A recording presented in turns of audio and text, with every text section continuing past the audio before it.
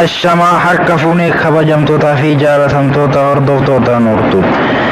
Viidiyoo biraatti walitti deebinee jirra. Hordoftoota chaanaalii Nuurtuub akkasumas warroonni haaraa taatan sabiskiraaybii gootanii na waliin akka bashannantan kabajaa fi jaalalaan isin gaafadha. Viidiyoo bareedduu, viidiyoo bashannansiisoo fi qophii akkaan isin kolfilsiisu qabadhee isin dhufee jira. Waliin haa bashannannu isiniin jenna. Gara viidiyoo bashannana keenna haa imalu. Mee hamileen teessi cabuu kee isheedhaaf akkamitti ibsite?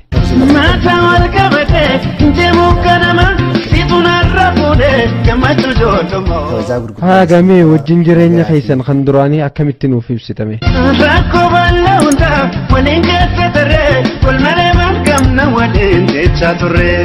Saaliyaa haa ta'u akkam jetta?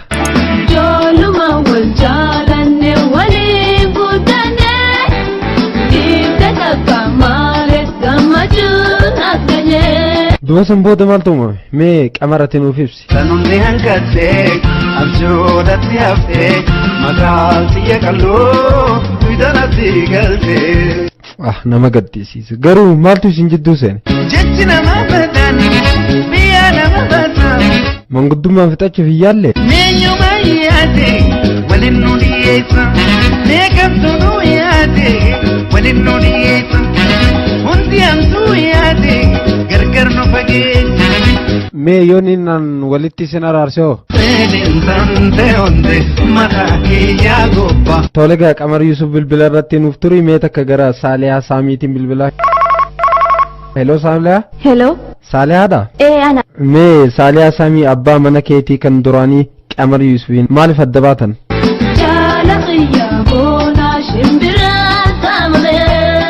Addaan bahuu keessaniif abbaan badii eenyu jettaati?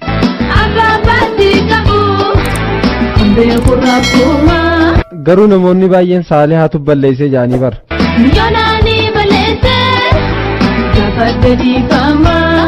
Egaa Qamar Yusuf mee gara kee deebinaa Saaliyaan dhiifama si gaafatte haa ta'u maal jetta?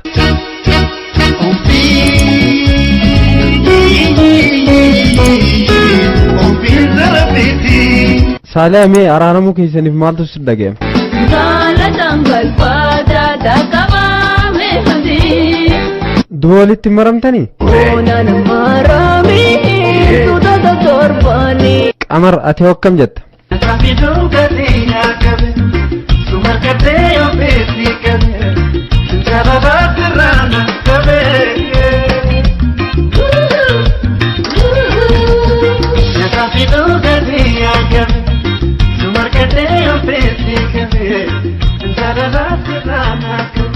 Egaa dhaggeeffattoota keenya gaafii fi deebisaan Qamar Yusufii fi Saaliyaa Saamiitii wajjin goone kana fakkaatti Muhyiddin Abdullaahitiin ture.